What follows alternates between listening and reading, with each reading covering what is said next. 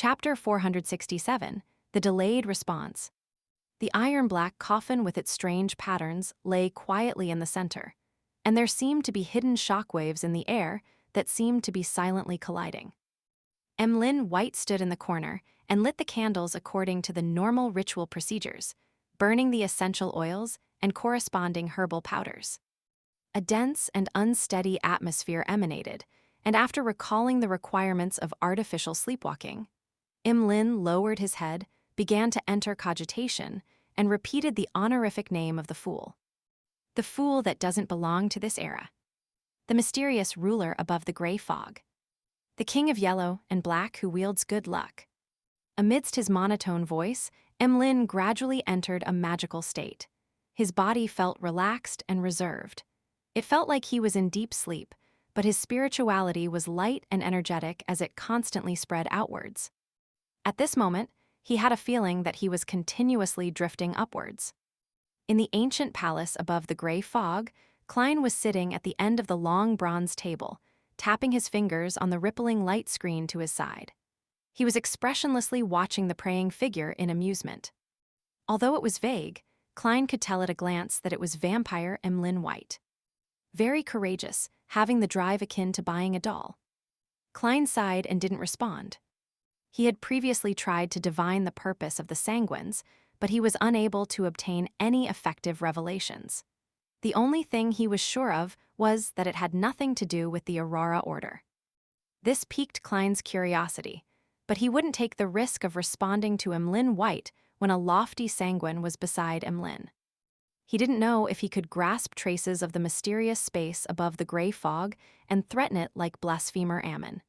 He had no intention to confirm it since he was dealing with an avatar of Ammon back then. Yet, he was now facing a powerful Sanguine's true body. There's no need to take risks on matters of no importance, even if I want to know the real purpose of the Sanguines, and it's not like there's no other way. Klein looked at Emlyn White in his state of artificial sleepwalking.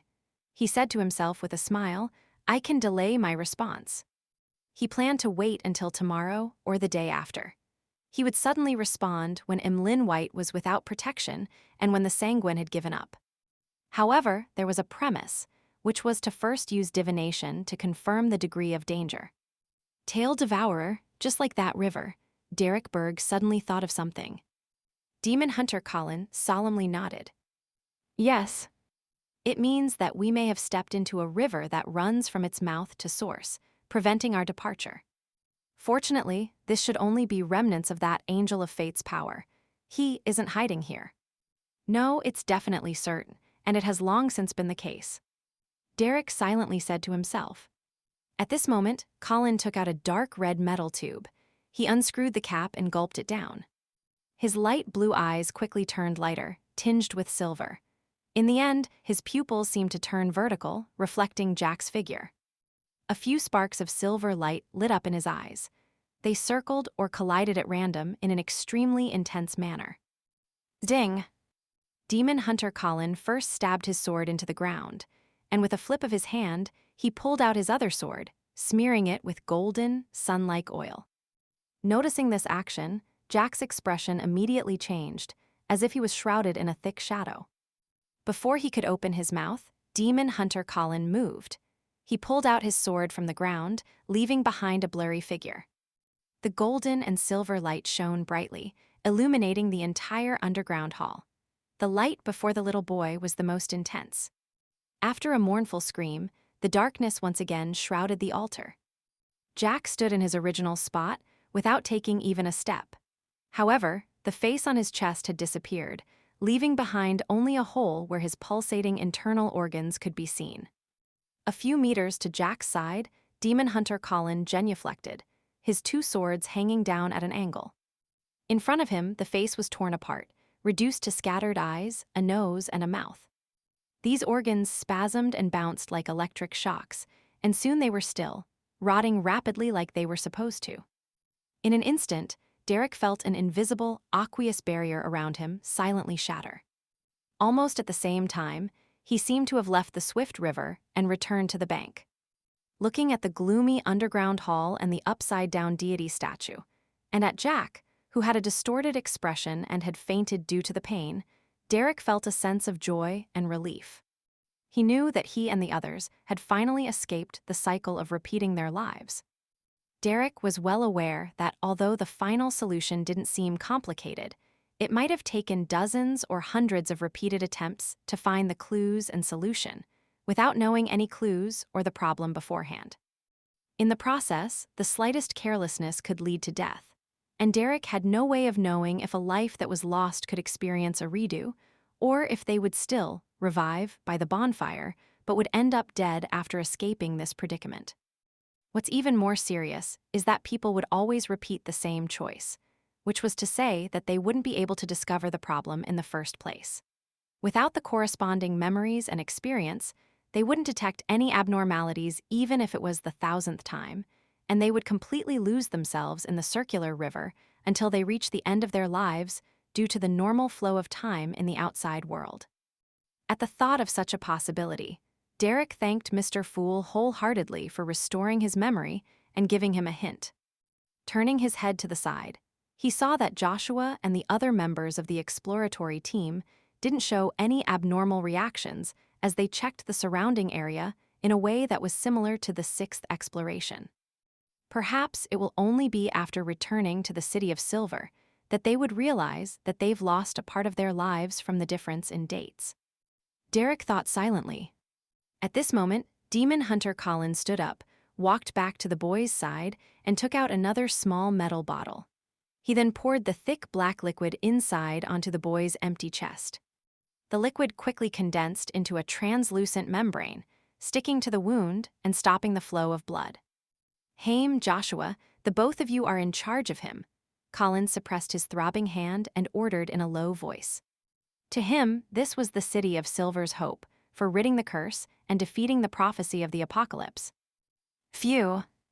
Derek wanted to covertly thank the fool, but he realized that there was no corresponding prayer gesture. In Empressboro, the opulent villa of Earl Hall, the sumptuous dinner glistened under the light of the candles in an alluring manner. Unlike what was imagined in the newspapers and magazines, the dinner for a great aristocratic family wasn't serious, and there was no need for silence. This was a rare occasion for family members to gather together. While eating, they would casually chat about a variety of relaxed topics in order to communicate and solidify their relationship. Audrey sliced a piece of steak which was produced from her ranch, observed Earl Hall's expression, and without hiding her curiosity, she asked, "Father, did something happen to Prince Edisac recently?" If nothing had happened, then her plan was to pretend that she had heard irresponsible rumors that didn't correspond to reality. It wasn't uncommon for this to happen among the aristocracy. Earl Hall paused, raised his eyebrows, and asked, "What did you hear?" "There really is something." Gleaning information from her father's reaction, Audrey replied with a faint smile, "Some rumors, but they seem to be true." Earl Hall rubbed his temples and said, "It's not a very serious matter." "Audrey, I know what you're thinking, so I don't have to hide it from you. This involves a relatively ordinary scandal of the royal family. To put it simply, Prince Edisac has fallen in love with a commoner girl. This led to the death of an aristocratic descendant. The royal family has blocked the spread of this matter, not wanting to cause too much of a commotion." His wife took a sip of champagne and said, "It seems he isn't mature enough." Mother is being very tactful with her criticism. It does sound suspicious.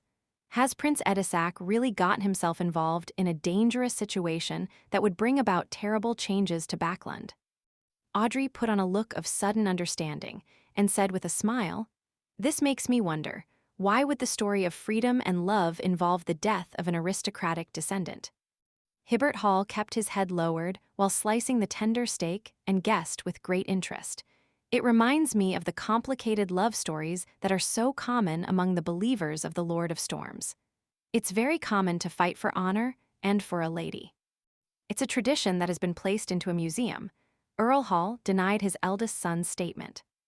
Audrey seized the opportunity and thoughtfully said, "I don't think Prince Edisac is that kind of person, and rumors have already proliferated. Maybe that's not what they really want to cover up." "Perhaps not. Earl Hall ruminated over these words, unconsciously frowning. Knowing when to stop, Audrey didn't say anything else, and she naturally led the conversation in a different direction. She planned on probing her other noble friends about the matter.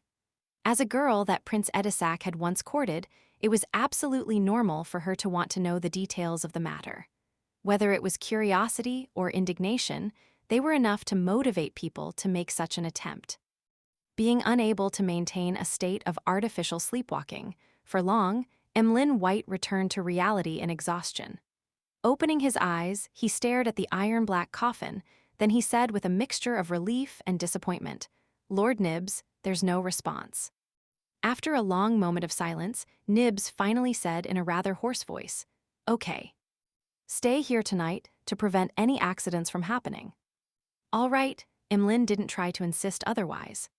He spent the night in worry and trepidation, but the night was so serene and unremarkable. It silently faded only when Backlund's rare winter sunshine scattered across the window. "What bad weather?" Emlyn left Odora's villa, lowered his hat, and mumbled while he got onto a rental carriage. His destination was the Harvest Church south of the bridge. After the carriage continued steadily for some time, Emlyn's vision suddenly blurred, and he saw an endless gray fog. Then, to his amazement, he found himself in a mysterious and majestic palace, sitting at a long, mottled bronze table. At the very end of the long table, there was a figure shrouded in a thick gray fog, looking down at him from above.